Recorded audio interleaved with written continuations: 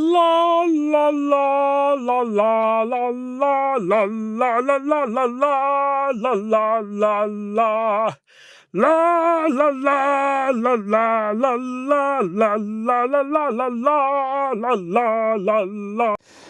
Welcome to the 2023 edition of the PALI Allied Health Professionals, the accredited CPD workshop. This is day 5. Your facilitator is Frank Papa Kwabena Kumi. I have a background in organizational leadership. I've been in this practice for over 2 decades. I am also an inspirational author, a public speaker, corporate trainer, among other things. We are excited to facilitate this year's session with you, recalling 2029 at the Amakom WAEC at Kumasi, where we had a physical edition. Those who have stayed with us for the past 5 years, that is December 2019 and counting, we want to say Aiko and congratulations. PALI is grateful to you. Thanks for staying with the brand. Those who fluctuate and go in and come back, you are also most welcome. And to our cherished clients, those who are subscribing to PALI for the very first time, you are welcome to the brand.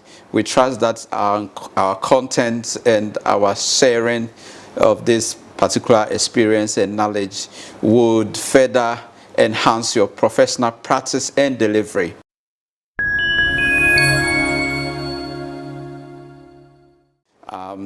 The topic I've been given is the impact of reflective practice, and we're looking at the effect on interprofessional collaboration.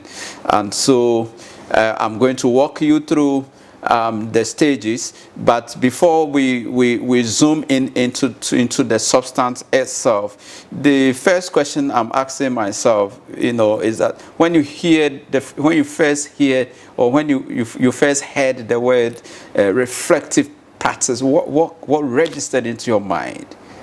What came into your mind? So I want us to just digest, take a digestion of the topic, and then we'll zoom into the proper presentation. For me, the word reflects, not looking into any dictionary or any lexicon or going to Google, it's immediately what registers into my mind is to recall, to go back, to ponder, to meditate. What the church people or people of the Christian faith will say, meditation, so you don't lose the encounter. The moment might have passed, but you don't lose its entirety. You revisit it, so reflecting, going back, pondering over, meditating, so these things comes into my mind. And the word practice is a word that I presume is very common, and I'm tempted to believe that anything that reoccurs, anything that you do it consistently, you if it is walking, we all practice walking, for instance, so marrying the two words together, reflective practice, something that occurs, something that is habitual, something that is not one-off activity, but something that you do in a consistent manner. Okay, so let's marry the two words, reflective practice. Okay, you bring this to the workplace and you look at the duties, your task, your professional duties, what is expected of you, and you might have finished discharging the activity. You might have finished your job for the year, for the week, for the day. But reflective practice is challenging us, or is going to challenge us, that we need to revisit. We need to take inventory. So this is my open intro, and interprofessional collaboration. What comes into your mind, even if you are not watching any documentary, or you are not privy to any lexicon or dictionary? I mean, what registers, what comes into my mind is that there are different levels of professions. The inter means that overlapping, depending on each other. So collaboration, I presume we all understand the word collaboration, to be in partnership, to be in alignment, to work together, to be harmonious in our discharge, among other things. Okay, yeah. So this is my opening introduction. I believe you're going to enjoy the class, and your feedback will be welcome. You could send your comments, etc., and so that we are all learning at the end of the day. So again, your facilitator is Frank. Let's zoom into the substance. This is a quote by Richard Carlson. He says, reflection is one of the most underused yet powerful tools for success. I believe this would add a certain value to the knowledge we have already. Let me take it again. Reflection is one of the most underused yet powerful tools for success. And the key words are the most underused, yet powerful, Then the ability to reflect on one's own performance, attributes, knowledge is an essential characteristic of a profession. An ability to reflect on one's own performance. So this one, you don't need to wait for your supervisor. I recall some years ago when I was a teacher at the Ghana, with the Ghana Education Service, we used to have what we call the circuit supervisors. So they are like inspection, education inspectors. They come, they check your preparation of your notes, and all those things, that like supervisory role beyond your head teacher or your immediate boss, So this one, you don't need your supervisor, and to me, this is so remarkable. Your supervisor does not need to come and validate your work.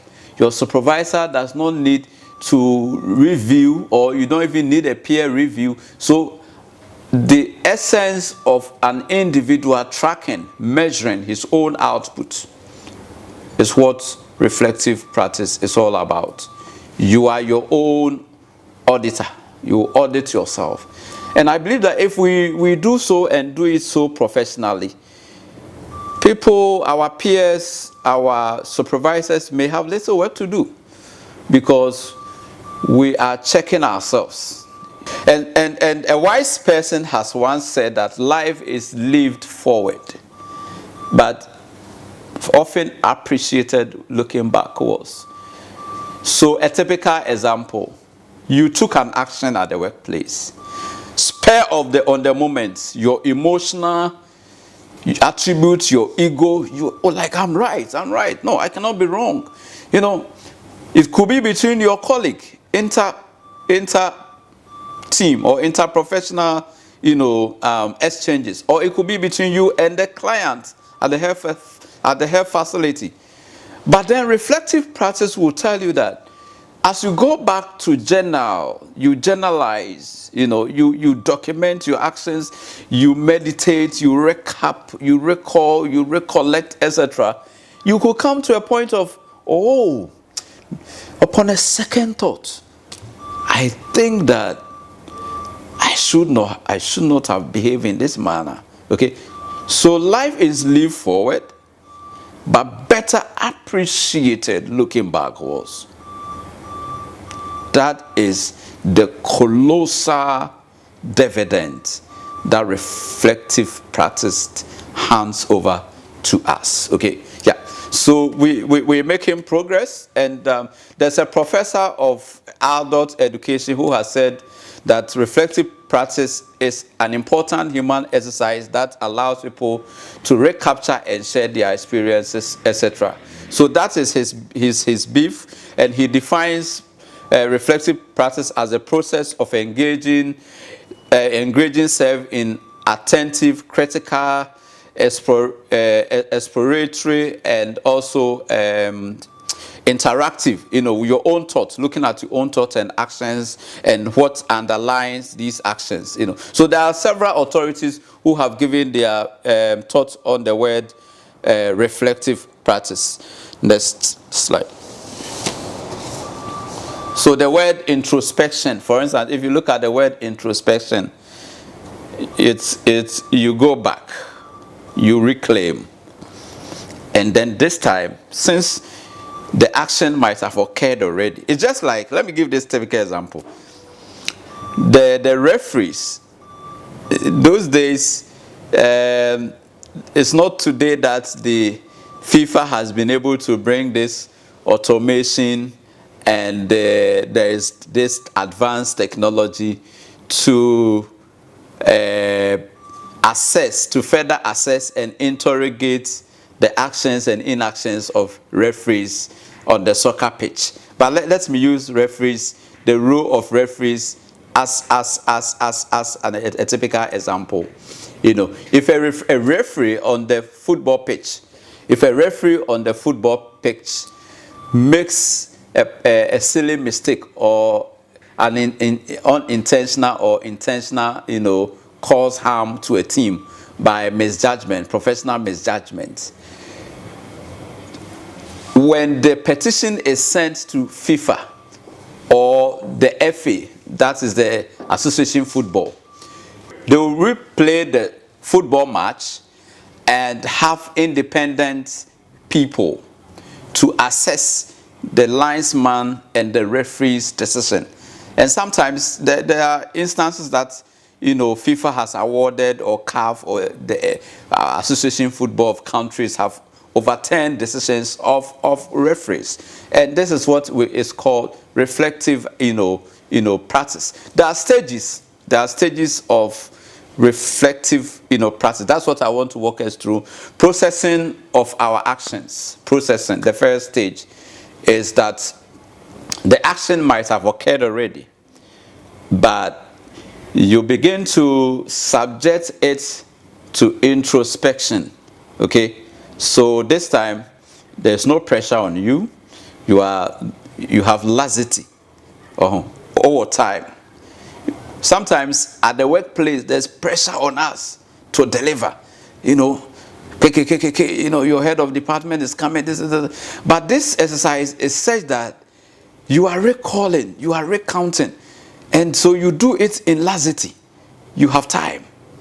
There's no pressure on you, and you begin to process it in your subconscious mind. This action, I took on the spot action. I did this. I didn't do this. So as you begin to process the whole thing, your actions and inactions, your logical reason begins to give you a fair balance. I have had personal instances that I took action, but when I went back, I said, oh my God, given the chance, I will not repeat this again. And that, to me, is the essence of reflective practice. Given the chance, I wouldn't want to repeat. In other words, given the chance, I will act and do things differently. Okay, so the first stage is processing of your actions and inactions. Inventory and stock taking. Inventory and stock taking. We all know what inventory is, but for the purpose of this lecture, I just guess that inventory is a meticulous recording of events and moments, So 2023 is grinding to a halt. A practical example is that you can, at your personal level, you can inventory the year, okay? It's still reflective practice, where you go to January and say, oh, January, in the month of January, what is the most significant thing that happened to me, okay? In the month of February, in the month of March, you know, so that's sort of introspection. That's sort of stock taking. I have a friend who is an accountant, and you know, accountant people are very prudent in terms of their resource. So it was like, he was just telling me in a conversation, a casual conversation, that if you to take stock of the money you spend on making calls and data every month, and you put it together in a year, you will be amazed. You will be amazed of the level of expenditure that you have made, or you could have made you have recorded in a single year, just buying airtime. But some of us, we gross over, we don't, you know. So stock taking is gauging scientifically, gauging your actions, you know, and documenting it. And the essence is that is to inform your future actions. For instance, if I get to know that in a year I spend 6,000, this presumption, I have not done the scientific gauging, but I'm just for the sake of, you know, so if I realize that I have spent 6,000 on data and buying airtime in a year, what do you think will be my action for the coming year? By mere facts of stock taking and having a scientific view of how much I spent on airtime and data bundles alone could shape my action for the previous year, right? That is reflective practice. Let's go to the next stage, analysis. So the first stage is that you process your actions and inactions. The second stage, after processing, you take stock taking or inventory. The third is the analysis. You know, so when you put the two actions together and you begin to analyze, when you analyze, that is where decision making could also surface, because the analysis will show you where to improve, where to reduce, where to there's a saying that volume up, volume below, and moderation. You know, you can't be loud, you can't be moderate, and you can't be under moderate, you know. So we move to, so that's the analysis stage. Analysis stage simple means that put the facts bare, be very objective. Don't be emotional, don't be biased. The facts, let the facts speak for itself. Okay, make decisions, make judgments, make choices based on the information you have processed, the stock taking, and decide what to do or what not to do. So we move to the next level, which is the personal resolve to achieve the following. After analysis, things will be too clear to you. So then it is your resolve. Some people call it New Year resolution. So if you are doing a yearly reflections, then the resolve is that 2024, I want to do this, I want to do that. You know, so two things will happen: self-evaluation and audit. When you take a personal resolution, based on the analysis, you need to resolve. You need to resolve simply means that you make a personal determination, a personal commitment, a personal pledge that I will do A, B, C, D in the coming year. In my professional practice as a disease control officer, in my professional practice as lab technician or lab officer, in my professional practice as nutritionist, whatever field I find myself. So it's self-evaluating and it's self-audit. Then the personal application of best practices through observation and learning. As learning takes place in different facets, unfortunately, the traditional way we know is that a lecturer is coming, a classroom instructor is coming, a facilitator is coming, then we all go and listen. Learning takes place in diverse manner. Sometimes one of the powerful one is a reflective cycle. Another powerful one is the observation. When we observe things, we learn. We tell our subconscious mind, I wish I had not done this.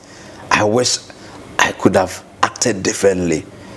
You know, this is what we called learning by practice and learning by observation.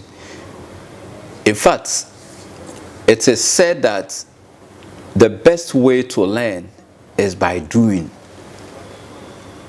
The best place, the best form of learning is the act of doing. I recently listened to one of Ghana's broadcaster. I think he's on retirement from BBC, and he was being interviewed by Hayford Daho on GTV breakfast morning show, and he was given how he got to BBC. And it's so interesting. He was never a trained broadcaster, but when the BBC saw his potential, they actually groomed, they trained, they gave him, he practiced journalism and actually became an icon in terms of broadcast media. Our late big brother, Kwabena Kumi, who BBC is honoring every year, they have instituted a fellowship, Kwabena Kumi Fellows, for distinguished journalism in Africa. You know, he too, he has no formal, he didn't have the formal training as a journalist, you know, but by mere fact of practicing, observing. So reflective practice is a very interesting subject. Let's move to the next slide. Thank you. We want to look at the advantages, some of the advantages, the merits of reflective practice. We want to know, what does it bring on board? It helps, it paves the way for regular self-assessment and self-evaluation. That's the first point I want to talk about. It paves the way, it lubricates, it fuels, and so when you are able to do regular self-assessment and evaluation, you know what it brings. It has the benefit of informing future performance. Whenever you subject yourself, and as I have alluded to this fact in my previous submission, okay, that this is an exercise that an individual does not necessarily have to wait. An individual does not necessarily have to wait for the head of department, the immediate supervisor, or the internal and external supervisors to come in and evaluate you. So it paves the way for self-critique, self-assessment, self-evaluation. And what is the purpose or essence of self-assessment, self-auditing, and self-evaluation? The advantage is that it paves the way, it fuels, it aids, it assists, it helps to inform your future performance. Come to think of it, that you are a professional, you've been trained to handle what you are handling today at the workplace. A supervisor who might be a younger person, coming to external supervisor or even internal supervisor coming to show you how your professional delivery should be. Can you imagine what probably an insult in quotes? But if you give yourself to reflective practice, whenever a supervisor comes, he or she has little to say or to do about your work. And that's what we are saying. The point is clear that one of the advantages of reflective practice is that it paves the way for regular self-examination, self-evaluation, and the essence is to inform future performance. So if 2023 I do a proper reflective practice and look at all the organizations that are under my leadership, I don't need any external person to come and tell me what to do differently in 2024. Okay? I think the message is so clear.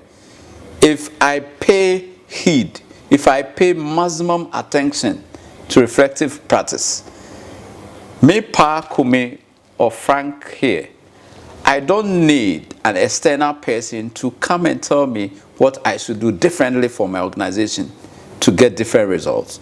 By mere fact of subjecting myself to the reflective practice, I will know where the red flags were for 2020 as an organization.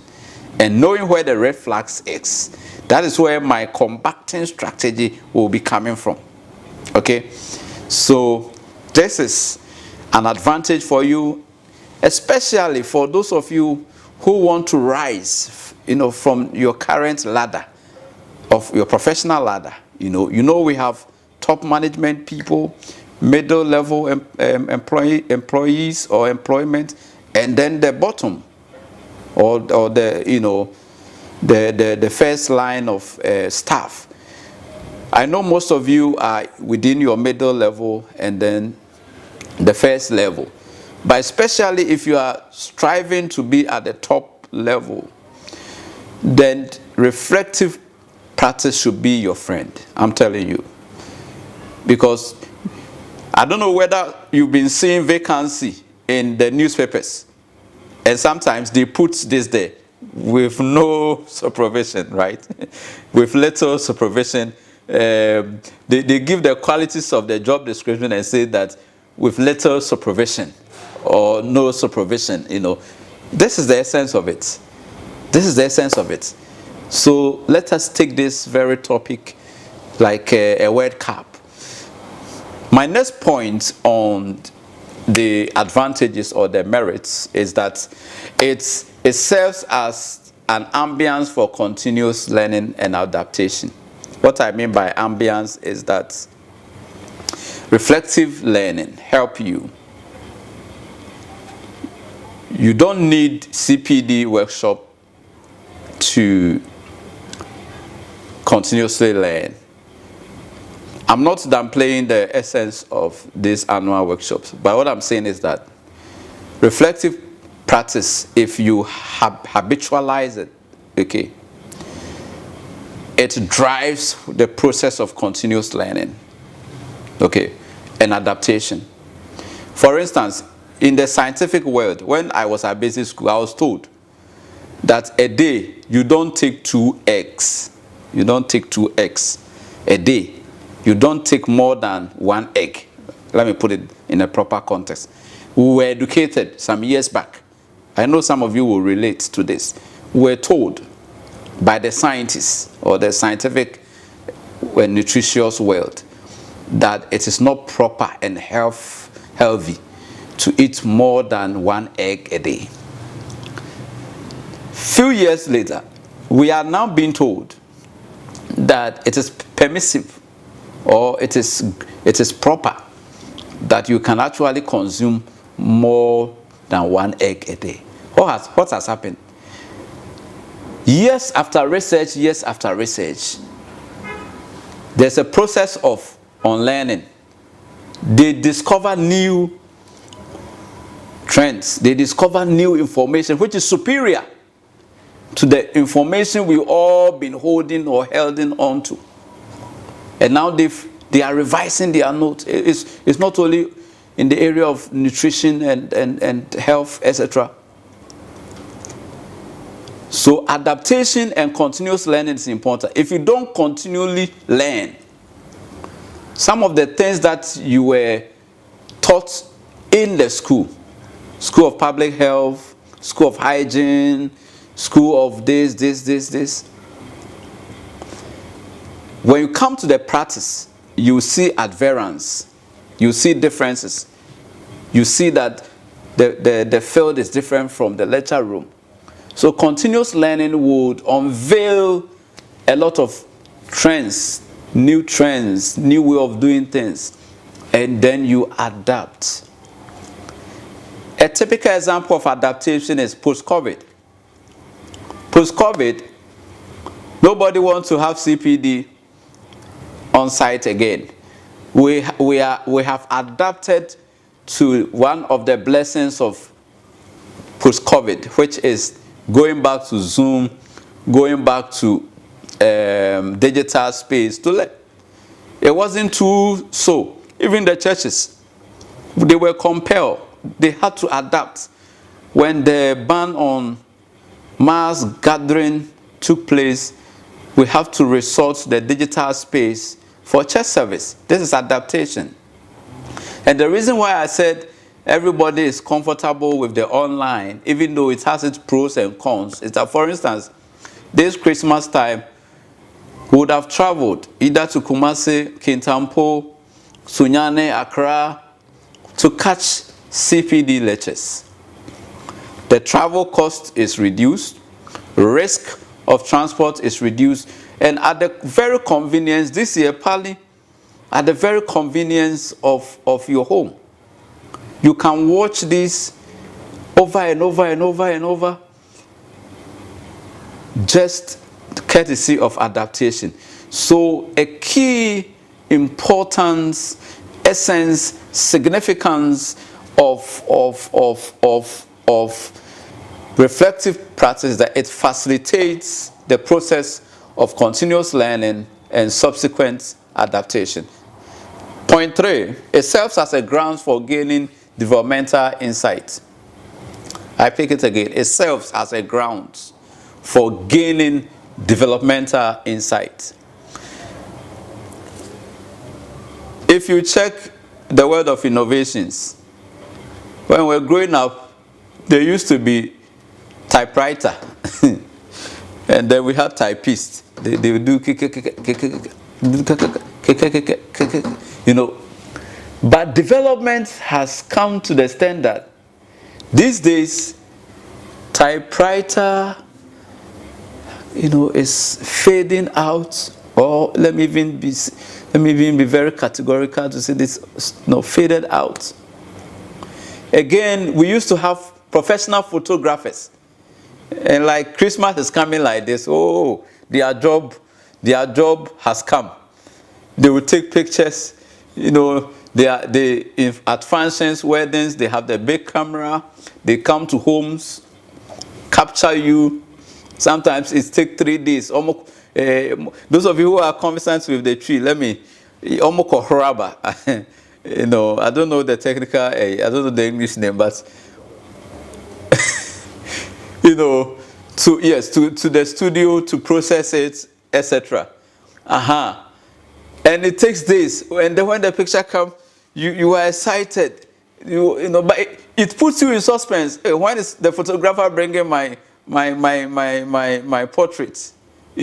But this day, the place of the professional photographer is dwindling, because you have your mobile phone. I have my smartphone. You have your smartphone, the Android, the iPhones, etc. So one phone has you can use it for talk. You can use it to capture your own videos and pictures. You can also use it as a watch. And those of you who are a bit older, we used to also have this wristwatch. You need to go and buy a wristwatch. You buy a camera separate. These days, it's all integrated. This is a typical example of what we call development insight. So the same thing in your practice. Things are changing constantly. You see, that's why we should not curse the council and government for instituting or insisting that CPDs become a regular permanent feature or characteristics of your professional answers. If you don't do that, you will be archaic, you will be outmoded. You know, it's so key that constantly knowledge is changing. Constantly tools, gadgets are changing. You know, the dimensions keep changing. So you need to be abreast with current trends of practice. And that is what reflective practice also do. It serves as a conduit or a bridge between theories and practical values or practical knowledge. Somebody has said that the interesting thing about this world and the world of academia is that you have a professor teaching business theories. This professor has never practiced business. He has no company. I'm just using that as a case study. Don't take me on as, you know, I could have used any other profession, but I'm just saying that professors of business are those who teach business in the business schools globally. Not all of them can do well on the field of business, okay? Because there's always a gap between what I call the mind room. The mind room is the conception stage. The board room is the analysis, the interrogation stage, and the ground room. So these three rooms are different. So you could have a professor teaching business, but then when you give him an actual company or he goes to Makola to do business, he will fail.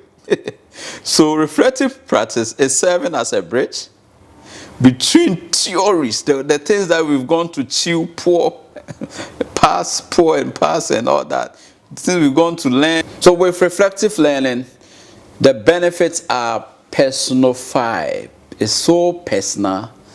Deeper learning occurs. Greater degree of self-awareness is often realized.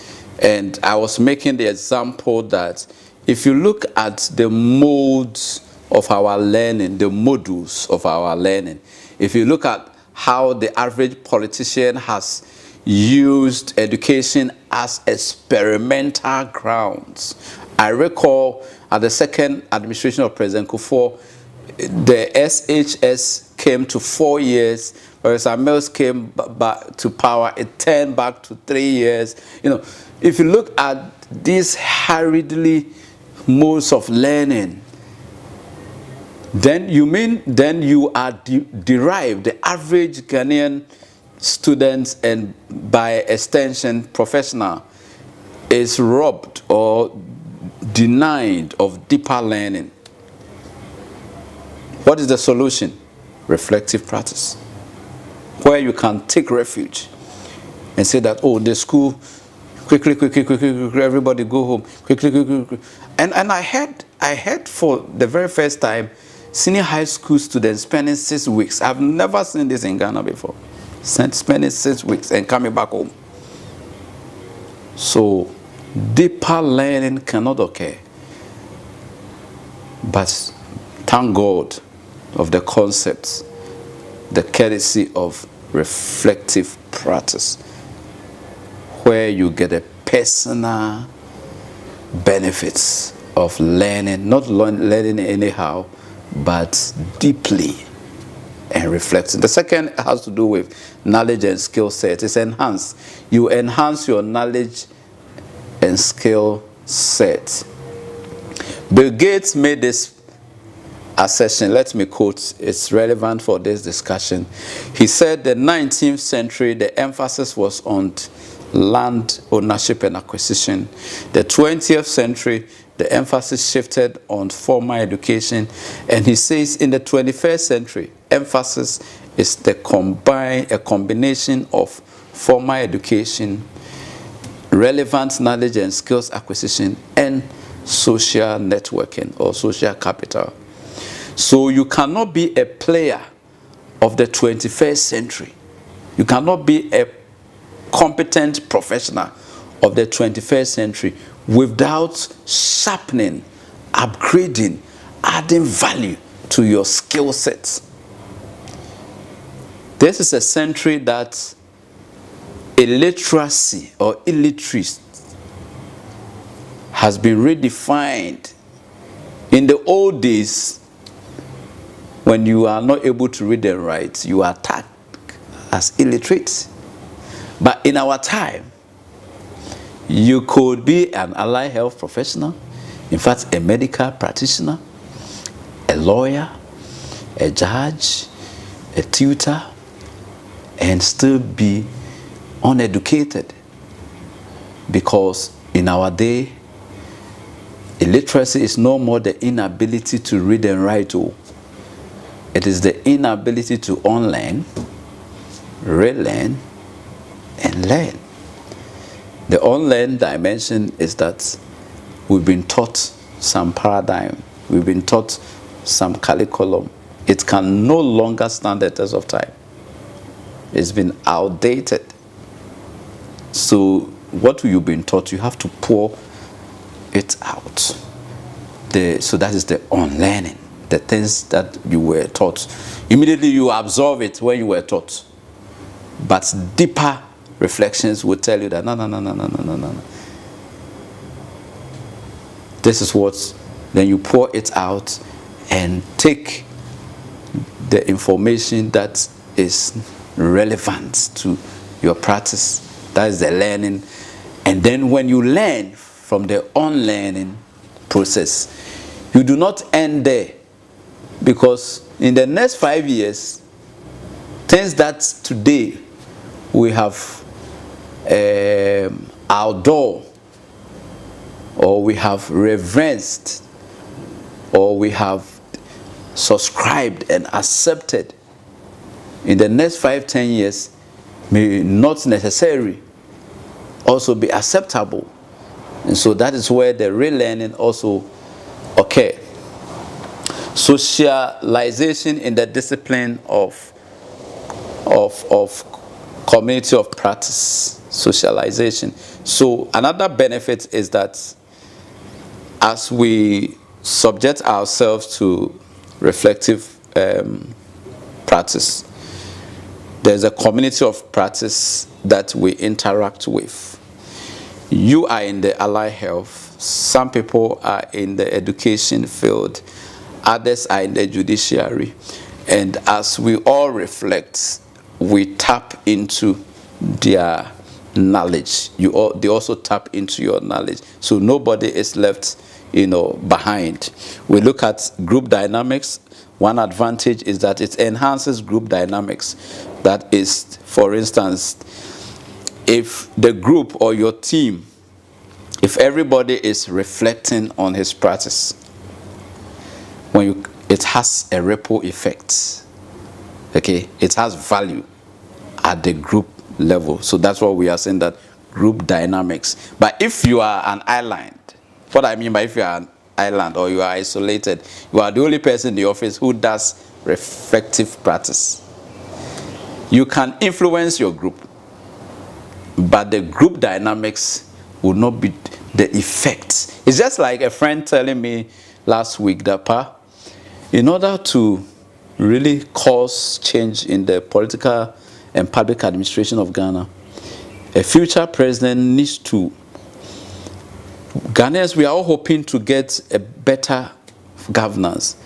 But he told me that, and I think I agree with him to some extent, that if you are a leader and you are single, you emerge single-handedly, and you want to cause change, your agenda, your mission will be aborted before time. Because the group, the theme that you are going to work with, their mindset, their culture, their pattern of behavior will defeat what you want to do. So his solution was that if Ghana is to move forward, we will have to have a president one day who will come from the wilderness and also bring his own team, bring his own group, so that they can be on the same frequency or wavelength and be able to influence change dramatically or drastically. So that is the example in terms of group dynamics. Reflective practice, when we have the build up from the community of practice, this person is doing it, that person is doing it, this health facility is doing it, this health facility is doing it, and they all combined their effort together. Then it changed the tone, the temperature, and the whole dynamic or dynamics of the group. A key advantage or merits for reflective practice is that it gives us the avenue to recapture our past encounters, experiences, recall or recollect our past experiences, moments and encounters at the workplace.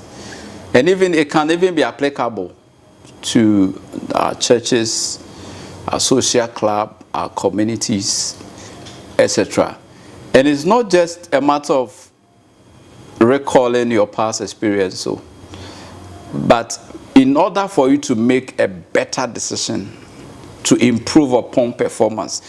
And if you check all my submissions, there are some key sub-themes that is running through, improved performance.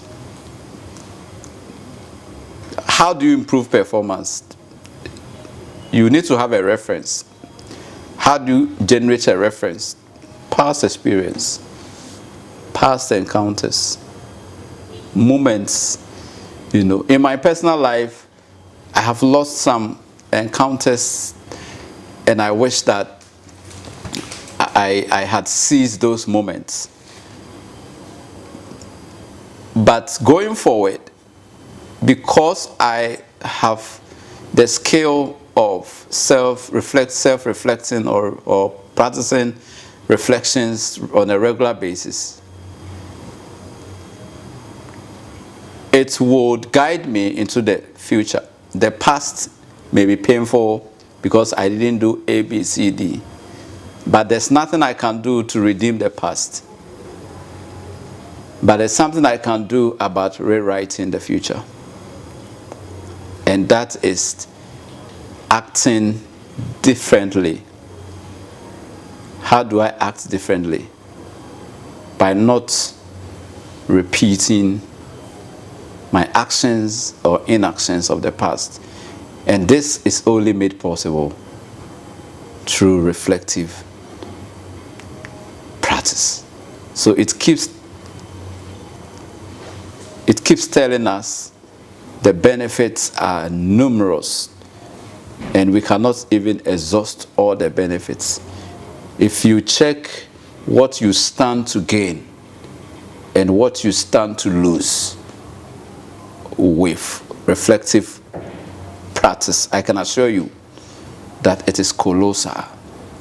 It's a game changer. So what can we gain or derive from interpersonal collaboration? When you hear the word, it has to, I have to go back to this thing again. When the word interpersonal collaboration is spelled out, or you meet it anywhere, what registers, what comes into our mind? Interprofessional. So inter is the key word, interprofessional, and then collaboration. In my opening remarks, I threw some light on it. It has come up again, just to abreast our mind to the subtopic we are dealing with.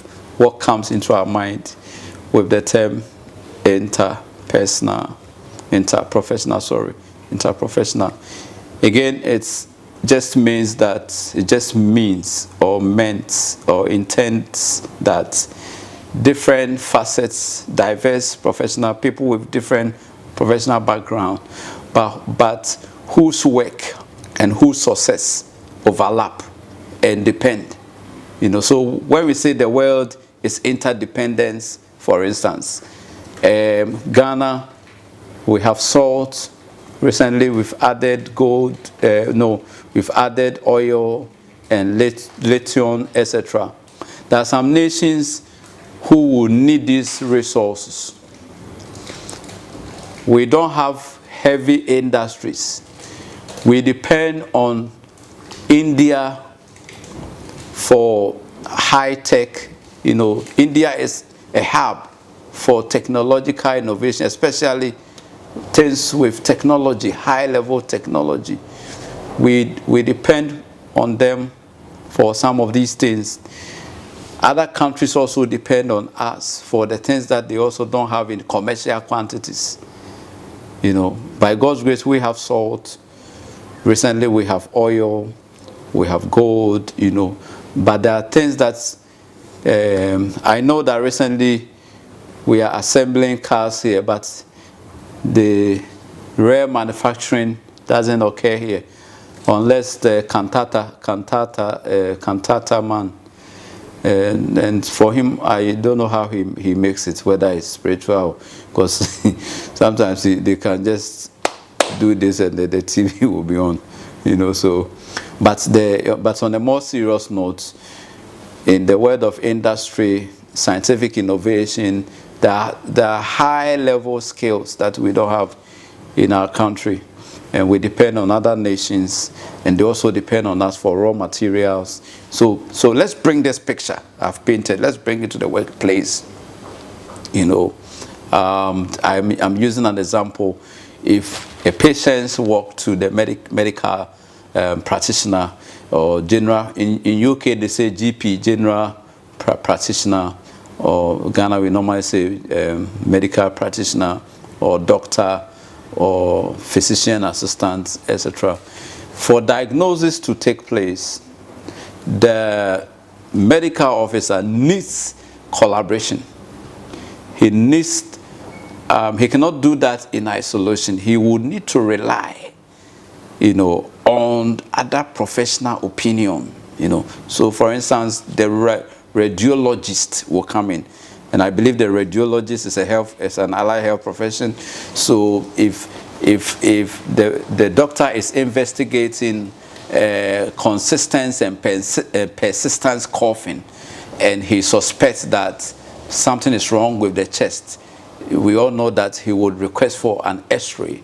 An X-ray will be done. The doctor will be waiting for X-ray report, and as he analyzes the X-ray report, which the radiologist have to fetch that report for him, and sometimes we also request for laboratory findings. Then the laboratory findings will also be waited, and the doctor compact or put all this together and be able to make conclusions that from the benefits from the hand sites or from the pin sheets at the medics level. This is not the pin sheets of the electoral petition, but the pin sheets of the scientific world. I can conclude that this person is suffering from this, and then prescriptions, could also be made. The pharmaceutical department or the pharmacist, or there's a term you use, technicians or pharmacists would also come in. So that is the essence of what we are calling interprofessional collaboration. So we want to marry the reflective practice and the interprofessional practice, and that's where I will end. So we have graduated, and we are now at the essence of interprofessional collaboration and its essence for reflective practice. Okay, so Complex situations require shared care planning, problem solving, and accurate level of decision making for the best outcome possible. Okay.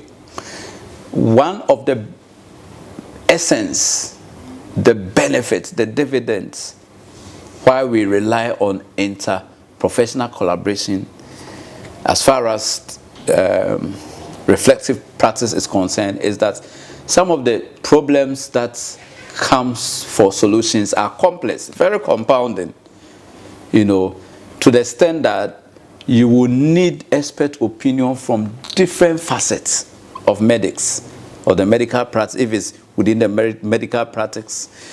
And the IT people, those who are in the IT people, those who are in the IT field, I beg your pardon, sometimes they also need to rely on people who are into specialized areas like networking, engineering. Sometimes you need a software engineer to come in at the workplace. Some time ago, I heard the telecos, the mask that they depend on for transmission of the satellite signals and all that. When it gets it needs services, they have to pull a number of engineers together, and sometimes they'll be investigating. I mean, what is the cause? They will check this, they will check this, they will check this. So the essence of bringing bringing different diversity of professionals together is to uncode, is to mystify a mystery at the workplace. So this person would look at it from the angle of networking, if it's the IT field, and if he checks and the cables and the systems are okay, the system administrator, the software engineer would also come in, So that is what makes interprofessional coordination beautiful, okay? The interconnectiveness of our world. This world, we would not have respected each other's input if we were not interconnected and if we were not interdependent on one another. I heard an interesting behind the scene occurrences, so there's what we call behind the news. The news that you see surfacing in the Accra dailies, the news, the graphic and all that, that's what is given to we, the public. But behind the news, there's also other news. And people in privileged positions are privy to and all that, But that's just by the way. The point I'm making is that things don't occur within a vacuum. There are philosophies, there are principles, there are practices, there are patterns, etc. So for the concept of reflective practice to occur and occur in an effective manner, it has to be preconditioned, or some systems must be in place. Philosophies, working philosophies, principles must be in place. And the first one is values and ethics. My senior, Mr. Daniel Foridanko, has done a lot, has spoken a lot on, so I will just give, but the first point is values and ethics. What is value? I define value as anything you place much emphasis, anything you put a premium on it.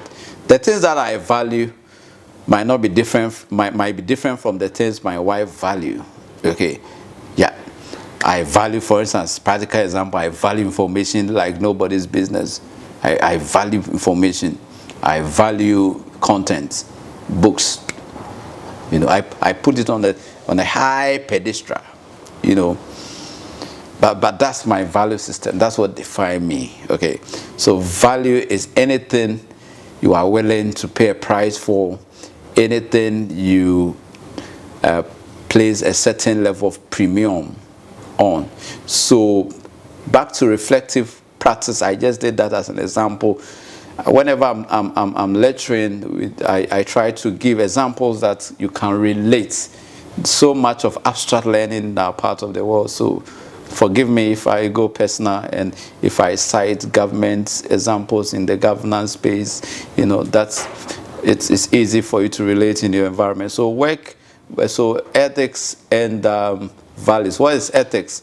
Ethics is the appropriate and acceptable norm or way of behavior. For instance, if you are a president of a country, ethically you should not be giving contracts to your family people. That is ethics. But Africa, things can happen. So that's the first point. Second point is the role definition. How do I call it? Collaboration. The matching, the role definition and its relations with responsibilities. You define the roles and it has a matching responsibility. So if you are head of department, that is a role. Head of department comes with a task. Okay, there should be a straight understanding, appreciation that designation has a matching responsibility, and this has to be the orientation for this reality. Have to be straightforward, precise, and concise, so that people working interprofessionally or collaborating interprofessionally will know that this is where my boundaries end, this is where my boundary begin. If those demarcations are not properly defined, it doesn't help interprofessional collaboration to occur. The third is interprofessional communication. And what I think this is a bit easier. The word communication simply means information flow. It means facilitating correspondence. So, for instance, if the front desk executive, what we call receptionist, if the front desk executive take delivery of a letter, a corporate letter, a letter going to the group CEO, and she doesn't pass it on to the appropriate registry, then chances are that, or if there's the lack of information flow, communication flow between the front desk executive and the CEO's office or the registry or the intermediary, then it means that information communication would be cut at a point. So all professionals depends on a certain level of information flow to be able to discharge their duties. For reflective practice to occur, this must exist. There should be the environment, climate should be conducive for communication to easily flow. There are some people naturally, they keep things to themselves. So if such employee receive information and he or she doesn't discharge it to the appropriate quarters, chances are that information flow or communication will not be discharged. The fourth is teamwork and team-based care. I have said that nobody is an island. Where your professional practice ends, somebody's professional practice begins. Where somebody's professional practice begins, someone's professional practice ends. And therefore, we need the team spirit, team cohesiveness, where people don't play their egos. If it doesn't come to my desk, nothing is happening, that kind of thing. But we should know that our work depends on one another.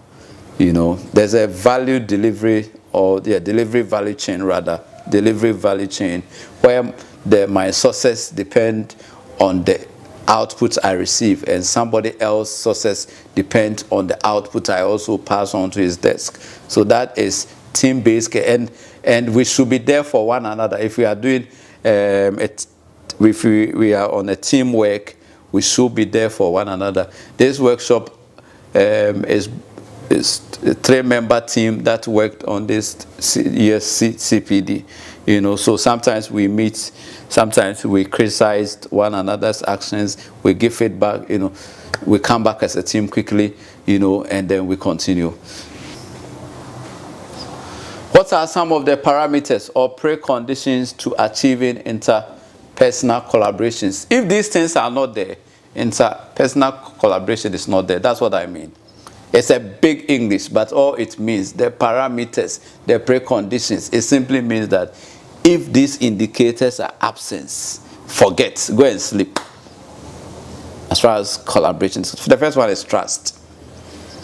Trust. We must have a certain reliability that as I give this information out, it's my professional opinion, it will not be used against me. So trust. If you are in a working environment that everybody suspected each other, and in Africa, I know that trust is a big issue for us, because the way we play our culture, the way most people, I've not done any survey, but I can say that few people are very real, like, you know, real issues. They tackle real issues. They are frank. They are open, you know. Most people would be laughing with you at the workplace. The moment you leave, oh, then they are concerned.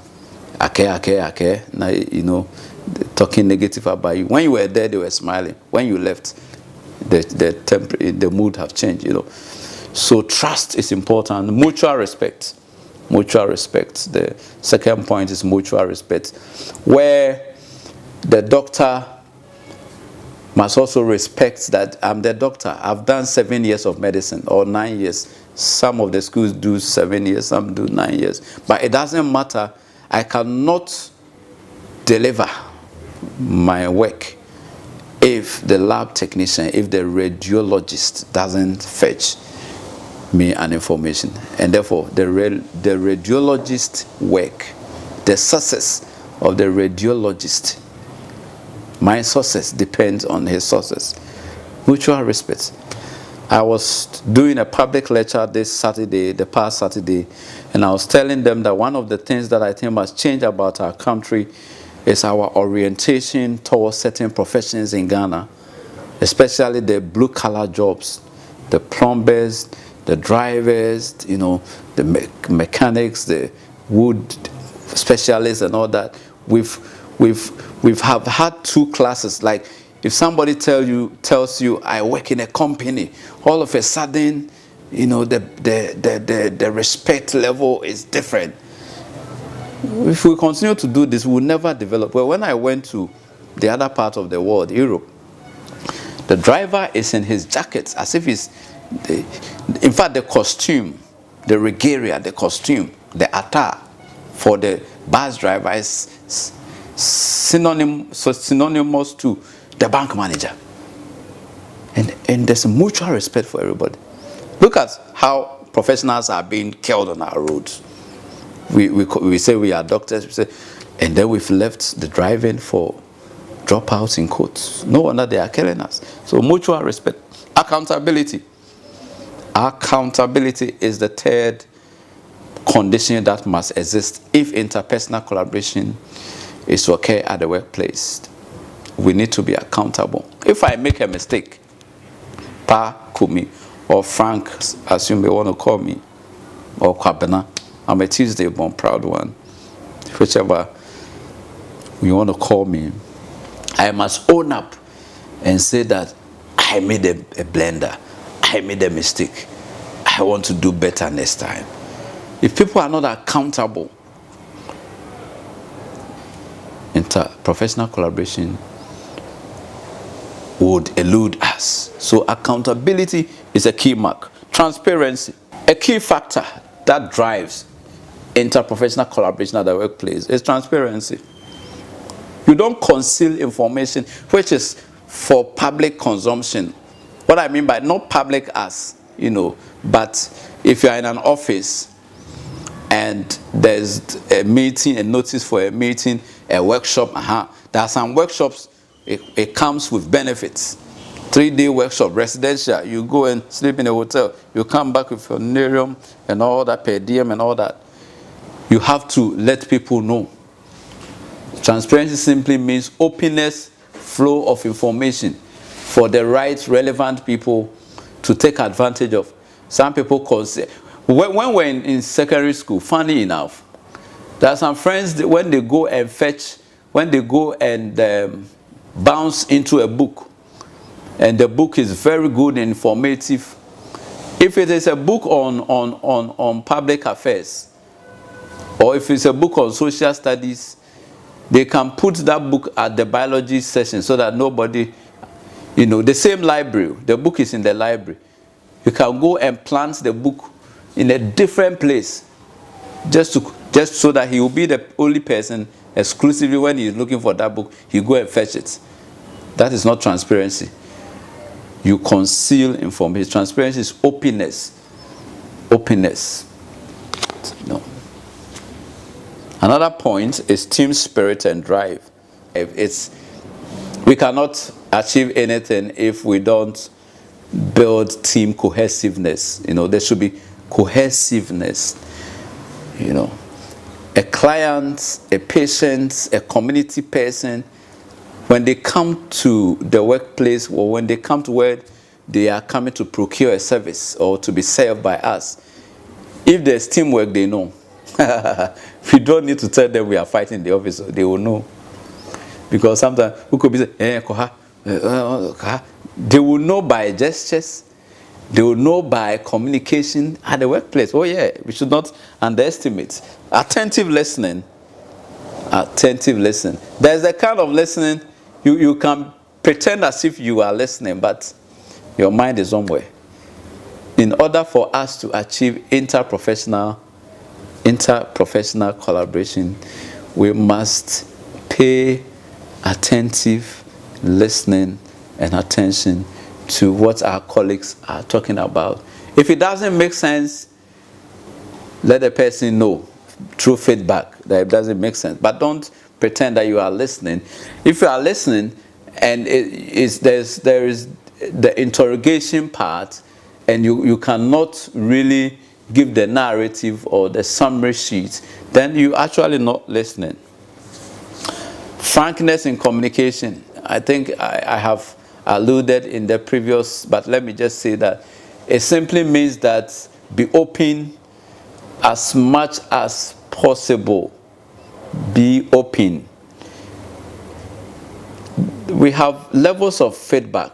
We have what we call appreciative feedback. So if your friend or your colleague does something well at the office, bonabaso, applaud the person. Let it be open. Applaud. If the person needs to improve upon a certain practice or a certain behavior, let the person know. Be very frank. Don't be economical with communication. Be straightforward and let the person know you did well, you didn't do well, you need improvement. For me, it's better. It's better than pretending as if all is well. And then the moment you leave,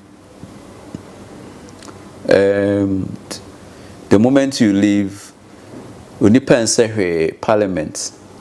The Parliament is constituted, and they take you, dissect you from the top to the, to the bottom, to the center, to the left, right, dissect you, So these conditions need to exist before we can say that we are cooperating.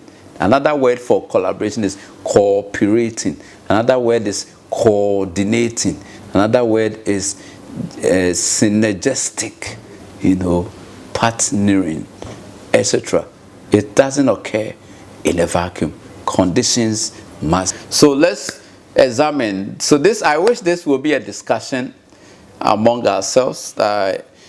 So what are some of the obstacles that you think can impede, hinder, affect, curtail, limit These are synonyms. The practice of reflective practice, or the practice of reflections at the professional level in the third world country, such as Africa and Ghana. This is something we must go fetch. I will share my thoughts, but let's discuss this among ourselves. Let's research upon this.